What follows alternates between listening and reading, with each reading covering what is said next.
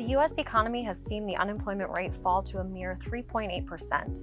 We know that this is a key indicator for the central bank when it comes to setting monetary policy because the Fed's dual mandate commits it to seeking maximum employment and stable prices. Whatever the March jobs report brings, Giulio Martini takes a look at the underlying fundamentals and explains how the Fed will be looking at the numbers. This is the Investment Conversation. Welcome to the Investment Conversation, Lord Abbett's ongoing video series. Hi, I'm Ann Hynek, here with Lord Abbett's Director of Strategic Asset Allocation, Giulio Martini. Welcome, Giulio. And Giulio, first things first, what do we mean when we say the unemployment rate? Well, first of all, hello, Ann. It's a pleasure to be here. And the unemployment rate is something that a lot of people hear about, but technically what it measures is the percentage of the people in the labor force who don't have a job, but who have actively looked for one recently. What it doesn't measure is people who might be available for work, but haven't actually done anything to look for a job recently, or people who are working part-time, but would rather be working full-time.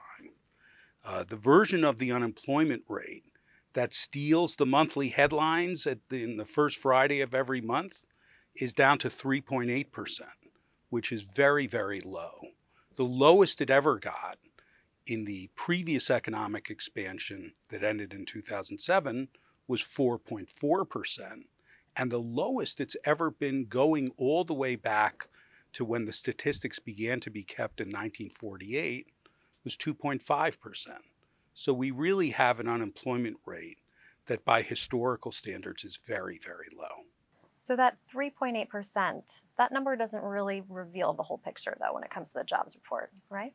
No, it doesn't. And in fact, I don't think it reveals just how tight the labor market really is right now. There's another unemployment rate that goes by the statistical name of U6 that does count the people who are available for work but haven't looked recently, and people on part-time who would rather be on full-time.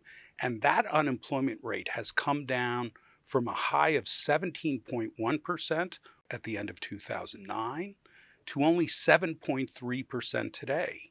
And that's the lowest it's ever been. So not only are we running at a very low rate of people who are looking for work, but we're kind of running out of people who might take on more work, but haven't really actively looked for it lately. So I think we're in an even tighter situation that 3.8% unemployment rate suggests. So what then does that mean for the workforce? Well, the good news is that it means that 18.5 million new jobs have been created since the economy started growing again in late 2009. The bad news is that it's getting harder and harder for businesses to replace workers who leave due to retirement or to take on new workers that they need to grow their business.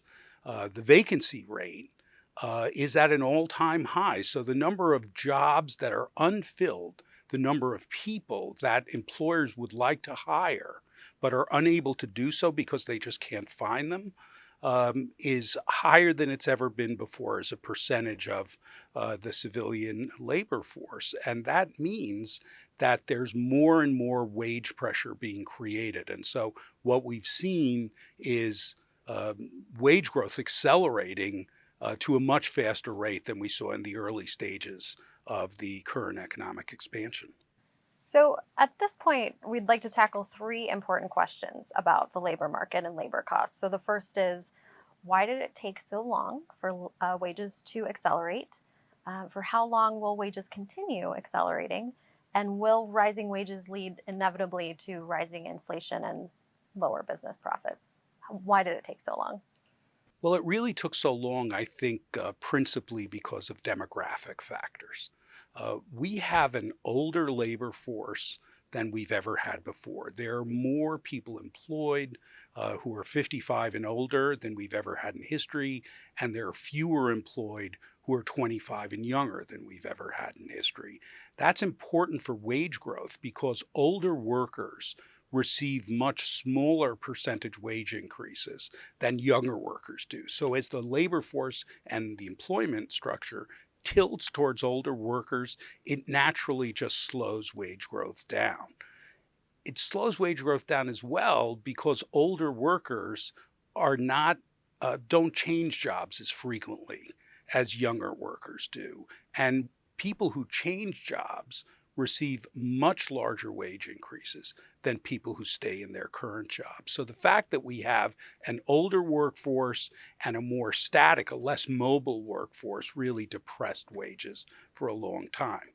The other important factor is that in the early stages of an economic expansion, the jobs that are being created are mostly at the lower end of the wage distribution because those are the people who were laid off in greater proportion